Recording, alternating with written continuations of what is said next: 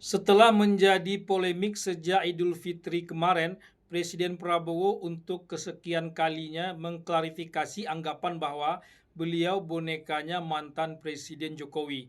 Tidaklah benar bahwa beliau dikendalikan oleh Pak Jokowi. Seolah-olah setiap malam Pak Jokowi menelpon beliau, berkonsultasi, meminta pendapat, meminta saran, apa salahnya? Presiden Prabowo juga menegaskan bahwa beliau tak hanya menghadap Pak Jokowi, tapi juga menghadap Pak SBY, Ibu Megawati, sambil agak berguyon Presiden Prabowo menegaskan bahwa kalau bisa beliau juga ingin menghadap Gus Dur, Pak Harto, dan Bung Karno sekalipun. Kalau untuk soal ini, Presiden Prabowo memang tak perlu juru bicara untuk menjelaskannya. Beliau sudah berkali-kali menjelaskannya. Kita bisa bagus begini karena transisi pemerintahan berjalan dengan lancar, dengan baik. Saya dibilang apa itu, presiden boneka. Saya dikendalikan oleh Pak Jokowi. Seolah Pak Jokowi tiap malam telepon saya, konsultasi, minta pendapat, minta saran. Beliau 10 tahun berkuasa. Saya menghadap beliau, nggak ada masalah. Saya menghadap Pak SBY, tidak ada masalah. Saya menghadap Ibu Mega, tidak ada masalah. Kalau bisa menghadap Gus Dur, nggak bisa. Pak Jokowi berhasil 10 tahun, orang suka tidak suka. Masalah ijazah dipersoalkan. Nanti ijazah saya ditanya-tanya. Presiden Prabowo juga menyinggung soal ijazah Pak Jokowi yang lagi ramai belakangan ini. Masalah ijazah dipersoalkan, nanti ijazah saya juga yang ditanya-tanya, kata Prabowo heran. Artinya sikap Prabowo terhadap kasus ijazah yang sudah masuk ranah hukum itu jelas. Untuk apalagi dipersoalkan, sudah lewat waktunya. Masuk ranah hukum pula, ajaib. Tapi soal usulan purnawirawan TNI yang menginginkan Wapres Gibran dicopot memang tak disinggung bersamaan dengan kasus itu. Penasihat khusus Presiden Urusan Pertahanan Nasional, Dudung Abdurrahman, mengatakan Presiden juga ingin bertemu dengan purnawirawan TNI yang mengusulkan 8 poin itu.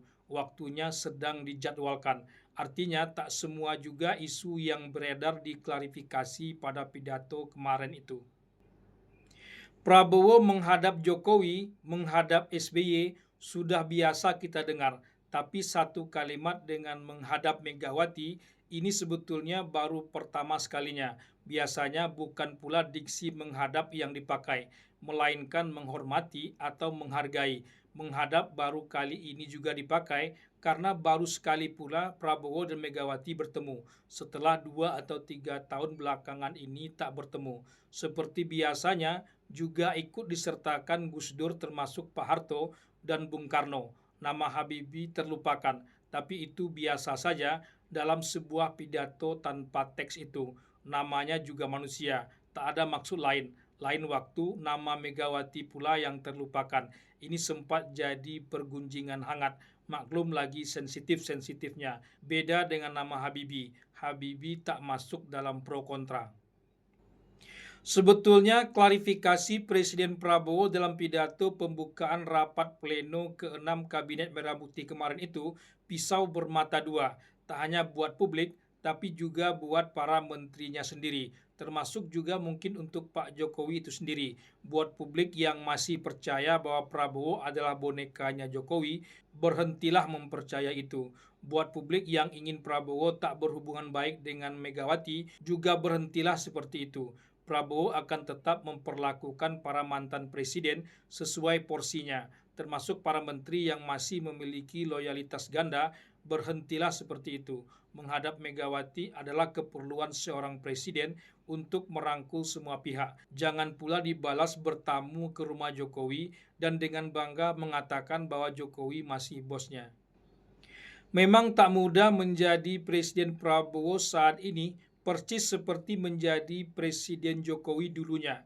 Berdiri harus di tengah-tengah, merangkul Prabowo dulu dan Prabowo bersedia pula, itu suatu keajaiban. Tapi saat Jokowi berbeda dengan Megawati, Jokowi ingin jalan dengan Prabowo dan Prabowo jadi presiden, giliran Prabowo yang harus berada di tengah-tengah. Saat Prabowo mendekati Megawati, Wajar saja Jokowi merasa akan ditinggalkan dan membuat manuver tersendiri dengan para loyalisnya yang masih ada di dalam kabinet.